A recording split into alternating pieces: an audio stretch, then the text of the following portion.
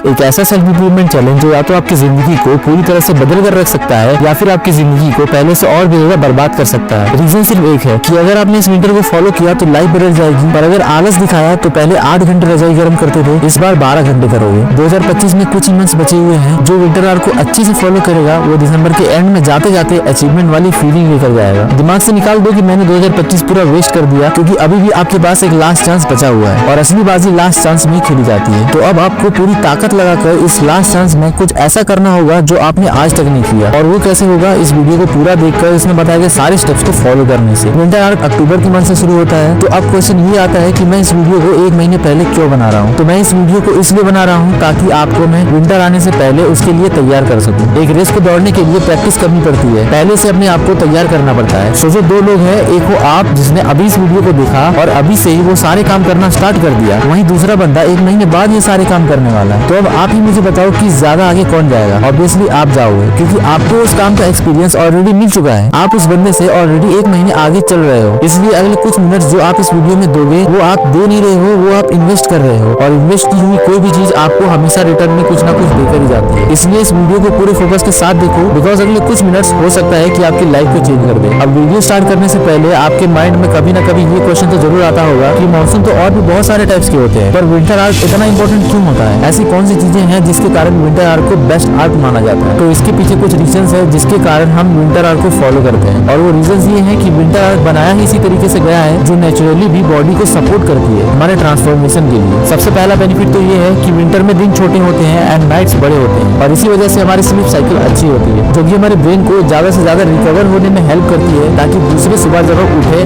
तो fully charge होकर अपने सारे काम को कंप्लीट कर सके। दूसरा बेनिफिट ये होता है कि इस टाइम पे टेम्परेचर ठंडा होता है एंड इसमें काम करना इजी होता है, क्योंकि ठंड में आप 1 से 2 कपड़े पहनकर अपने काम को कर सकते हो, पर गर्मी में अगर आप अपने सारे कपड़े उतार भी दो तब भी आपको गर्मी लगती है और माइंड पूरा डिस्टर्ब हो जाता है, जिसके कारण काम करने में मजा ही नहीं आता और वो इंटेंस फोकस भी नहीं बन पाता। पर विंटर में ऐसा नहीं होता, यहाँ टेम्परेचर नॉर्मल होता है, जिसके कारण माइंड भी शांत एंड कूल रहता है एंड हमारा मन काम को पूरे इंटेंस फोकस के साथ कर पाता है। तो ये तो हो गई वो सारे बेनिफिट्स जो हमें विंटर सीजन में मिलती है, ताकि हम अपने आप को चेंज कर सकें। अब हमें ये समझना होगा कि इस विंटर आर्ट चैलेंज में हमें कौन कौन सी चीजें करनी चाहिए। पर उससे पहले मैं एक बात क्लियर कर देता हूँ कि विंटर आर्ट ये गारंटी नहीं करता कि आप लाइफ में सक्सेसफुल हो जाओगे, पर विंटर आर्ट आपकी हेल्प जरूर करता है अपने आप को ट्रांसफॉर्म करने में। तो अगर आप इस चैलेंज को लेने के लिए तैयार हो तो आपको सबसे पहले ये जानना होगा कि इस चैलेंज में आपको करना क्या है। Number 1, disappear. मैंने अपने बहुत सारे वीडियोस में इस बात को कहा है कि गायब हो जाओ, डिसअपियर हो जाओ, आइसोलेशन में चले जाओ, एक एलोन चैप्टर के साथ गुजरने की कोशिश करो, क्योंकि आप जिस सोसाइटी में रहते हो, जिस फ्रेंड सर्कल में रहते हो, वो ये बिल्कुल भी नहीं चाहते कि आप बदल जाओ, आप ट्रांसफॉर्म हो जाओ। वो चाहते हैं कि हम जिस तरीके से एक प्रोग्राम लाइफ जी रहे हैं आप भी उसी तरीके से बस जीते रहो, लाइफ के फ्लो में चलते रहो। इसलिए आपको डिसअपियर होना पड़ेगा, सारे लोगों से कनेक्शन कट करना होगा, सिर्फ घर वालों से और इम्पोर्टेंट लोगों से कनेक्शन रखो। पर अगर काम ना हो तो अभी सबको इग्नोर करो, क्योंकि जब आप अकेले में रहते हो तो कोई दूसरा इंसान आपको परेशान नहीं करता और आप अपने काम को पूरे इंटेंस फोकस के साथ कर पाते हो। मतलब साफ है कि जब आप अपनी लाइफ में अकेले हो जाओगे, ना किसी दोस्त से बात करना, ना कोई पार्टी, ना कोई गेम्स, तब आपका दिमाग उस लेवल को अनलॉक कर लेगा जिसमें आपके अंदर सोचने की आपकी खुद की क्षमता बढ़ जाएगी। तब आपको ये समझ आएगा कि अभी तक जिस जिंदगी के अंदर मैं फंसा हुआ था वो तो बस इस दुनिया का एक फ्लो था जो टाइम के साथ एक इंसान को बहाते हुए ले जाती है, और अगर उस इंसान ने टाइम पर अपने आप को वहाँ से बाहर नहीं निकाला तो वो इन फ्यूचर बर्बाद हो जाता है। तो अब आप डिसअपियर हो चुके हो, आपको डिस्टर्ब करने वाला कोई नहीं बचा। अब आपको हर दिन बस कंसिस्टेंसी के साथ इन चीजों को फॉलो करना है जो मैं अभी इस वीडियो में बताने वाला हूँ। बट मैं आपको ये बात पहले ही बता दूं कि ये वो रूटीन है जो मैं फॉलो करता हूँ एंड इसी की वजह से पिछले साल मैं अपने आप को बदलने में सक्सेसफुल रहा था, इसलिए मैं इसे आप सबके साथ शेयर कर रहा हूँ। Number 1, wake up early. सबसे पहले तो आपको दिन की शुरुआत सुबह सूरज के निकलने से पहले उठकर करनी है, क्योंकि इस टाइम पर टेम्परेचर बिल्कुल नॉर्मल होता है और आप एकदम फ्रेश फील करते हो। विंटर के सीजन में इस टाइम पर ठंड काफी ज्यादा होती है एंड यही सबसे अच्छी बात होती है, क्योंकि जब आप अपने बिस्तर से इतनी ठंड में उठते हो तो ये भी अपने आप में एक बहुत बड़ा मुश्किल टास्क होता है, जिसे आप कंप्लीट कर लेते हो तो आपको अपने अंदर से ही एक अलग लेवल की मोटिवेशन आती है, जिससे कि आप बाकी के सारे काम को भी बड़े आराम से कंप्लीट कर पाते हो। अगर मैं अपने बारे में बताऊं तो मैं हर रोज सुबह 5 बजे उठ जाता हूं एंड फ्रेश होकर रनिंग के लिए निकल जाता हूं, और यही आपको भी करना है। Point number 2,